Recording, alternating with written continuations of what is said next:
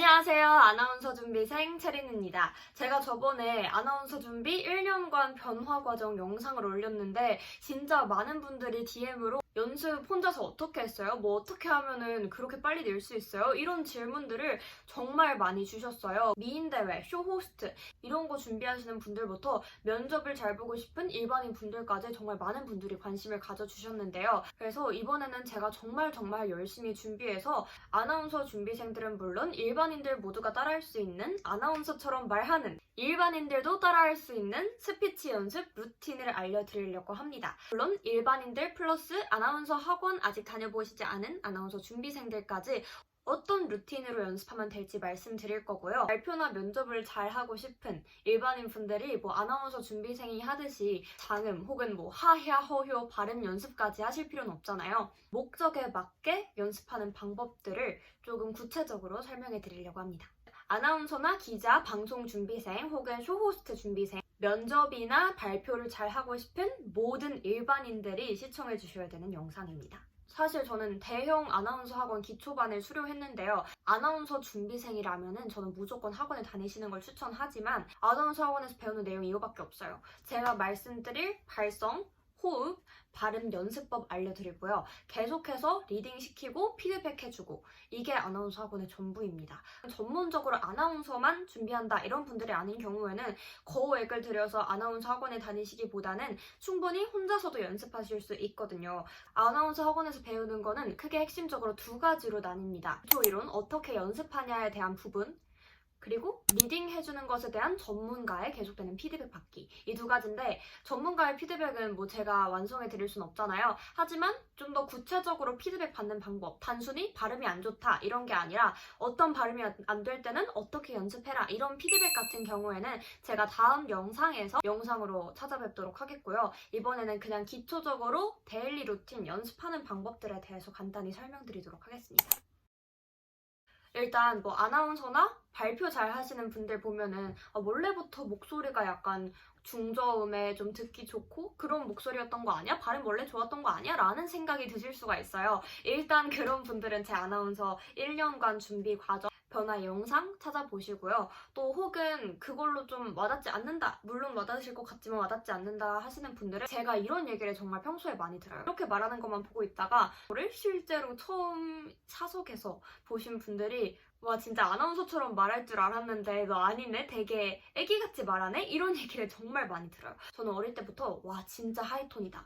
진짜 애기같이 말한다. 혀 짧은 소리 된다. 이런 얘기를 정말 많이 듣고 자랐고 오히려 그것 때문에 고민이었어요. 그래서 사실 지금도 중저음인 아나운서 톤도 아니고 사실 지금도 발음이 많이 꼬이지만 연습을 통해서 정말 많이 개선돼서 이 정도 하고 있는 것 같아요. 내가 하이톤이고 목소리가 얇다, 나는 발음이 원래 안 좋다 이런 분들은 없어요. 연습을 하면은 누구나 듣기 좋은 목소리, 발음 정확하고 자신감 있고 야무진 그런 스피치 스킬 분명히 만들 수 있다고 자신합니다.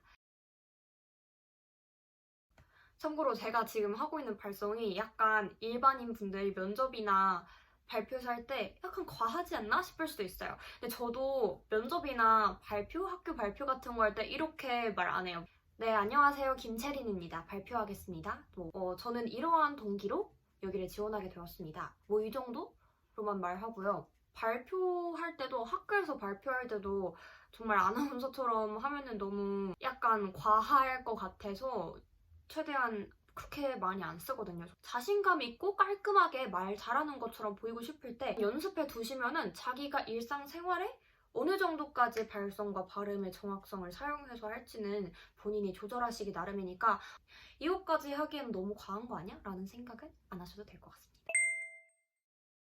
제가 스피치의 기본이 되는 발성, 발음, 호흡 이렇게 세 가지 요소에 대해서 연습하는 방법을 알려드리고 그리고 이것을 이용한 연습 루틴을 설명해 드리도록 하겠습니다. 첫 번째는 호흡이에요. 복식 호흡. 많이 들어보셨죠? 이거는 노래할 때도 엄청 유용합니다. 일단 복식 호흡 같은 경우에는 그 이미지를 좀 잘 각인하고 있는 게 중요해요. 배로 숨 쉬어야 된다 이런 말씀 많이 들어보셨을 텐데 이걸 어떤 이미지로 생각하셔야 되냐면은 숨을 원래는 대부분 가슴 정도로 쉬거든요.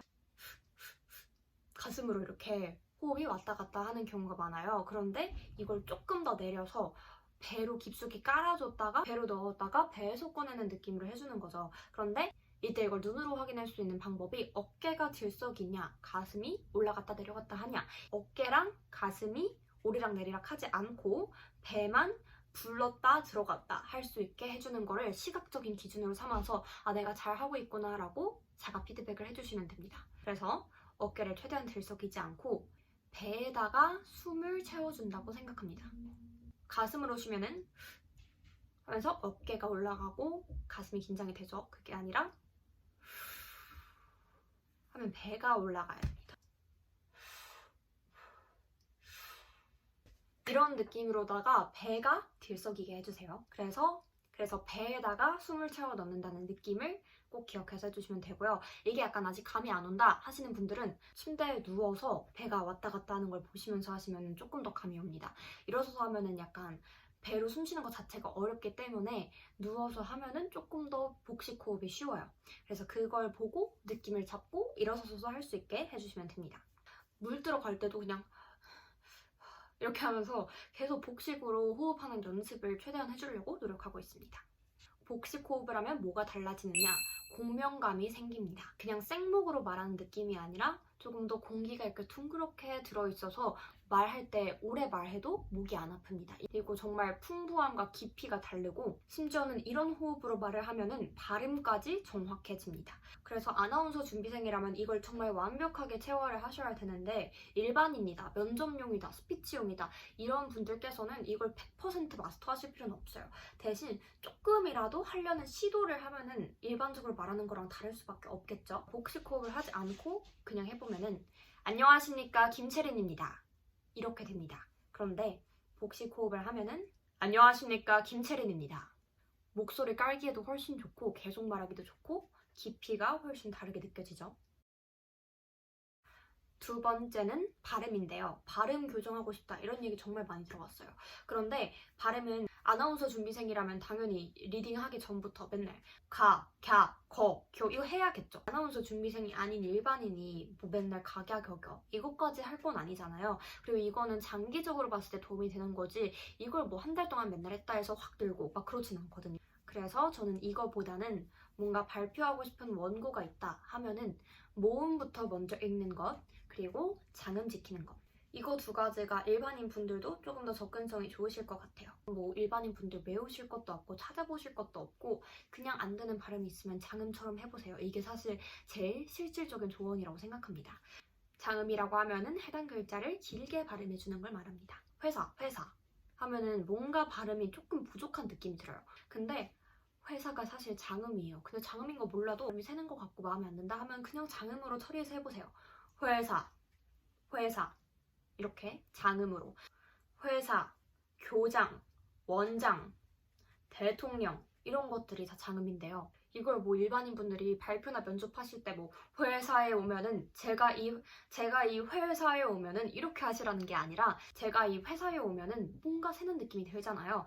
그래서 이런 발음이 뭔가 안 될 것 같다 하면은 조금 길게 발음해 주시라는 거예요. 그리고 두 번째는 연습하실 때 발음 잘 안 되는 거에 관해서는 모음만 읽으시는 겁니다. 예를 들어 일반인들은 모음만 읽으세요 라는 발음이 잘 안 된다 하면은 이, 아, 이, 오, 아, 이, 에, 오 일반인들은 모음만 읽으세요. 이렇게 모음을 한번 쭉 읽고 이 모음의 느낌을 살려서 모음을 조금 더 강조해줘서 읽는다고 생각하면 됩니다.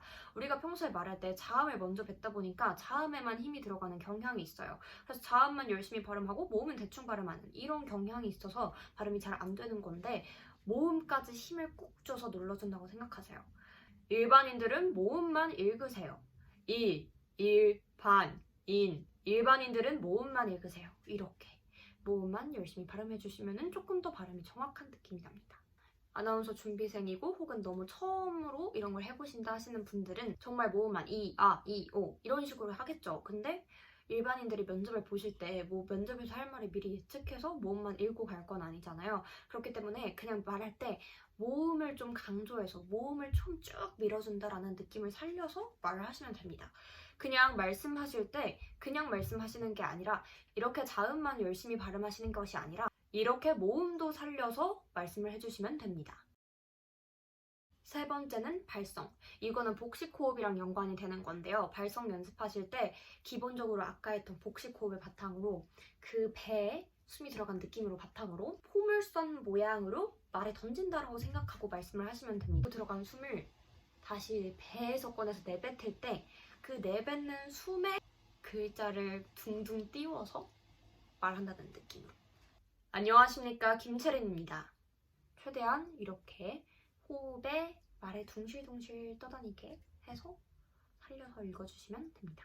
처음에 저도 연습할 때 1m 앞으로 쭉 던져서 연습해라 이런 얘기를 많이 듣고 저도 막 직선으로 막 말을 쐈던 적이 있어요. 그러면은 약간 말이 맞으면 아플 것 같은 느낌이 들거든요.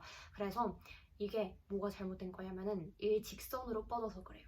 일직선으로 뻗는 게 아니라 약간 포물선으로 이렇게 원형으로 이렇게 동그랗게 말아서 말을 넘긴다라고 생각을 하고 사랑하는 사람한테 말을 예쁘게 던져준다고 패스한다고 생각하고 이걸로 피구를 해서 상대방을 맞춰서 죽이겠다 이런 느낌으로 말을 던지는 게 아니라 우리 팀이 잘 받도록 예쁘게 패스해줘야지 이런 느낌으로 말을 뱉으셔야지 동그랗고 안정적인 발성이 됩니다. 약간 일직선으로 그냥 말을 놓아버리면은 안녕하세요, 제가 이 회사에 지원하게 된 계기는 이것인데요 이렇게 말씀이 되면은 조금 단단하고 친절하지 않은 그냥 나 혼자 잘났어 이런 느낌이 되기가 쉽거든요.